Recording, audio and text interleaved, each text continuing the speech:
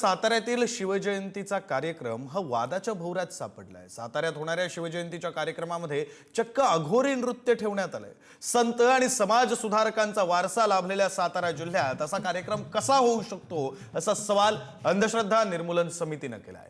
तसंच सातारा नगर परिषदेने हा अघोरी नृत्याचा लांछनास्पद कार्यक्रम रद्द करावा अशी मागणी केलेली आहे। मंत्री शिवेंद्रराजे भोसले आणि खासदार उदयनराजे भोसले यांनी सातारा नगर परिषदेला हा कार्यक्रम रद्द करण्याच्या सूचना द्याव्यात अशी मागणी अंधश्रद्धा निर्मूलन समितीचे डॉक्टर हमीद दाभोळकर यांनी केलेली आहे। तसंच महाराजांच्या विज्ञानवादी वारशाला गालबोट लागू नये अशी भावनाही दाभोळकरांनी व्यक्त केली।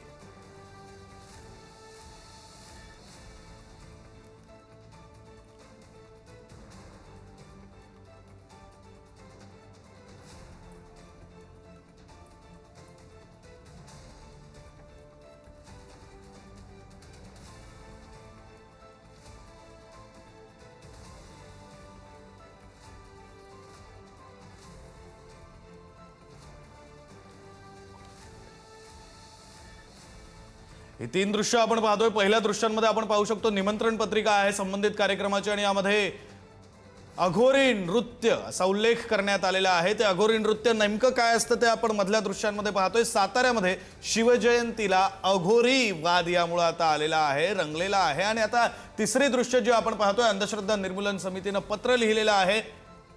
छत्रपती उदयनराजे भोसले आणि मंत्री छत्रपती शिवेंद्रराजे भोसले यांनी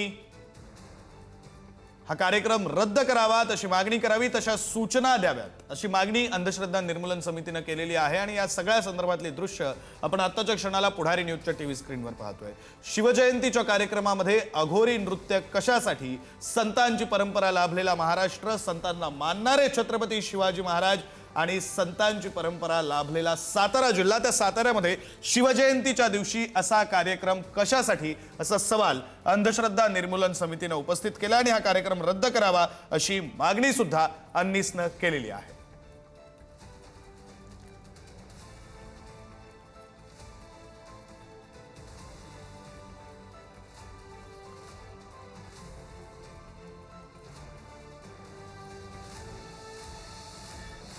Thank you.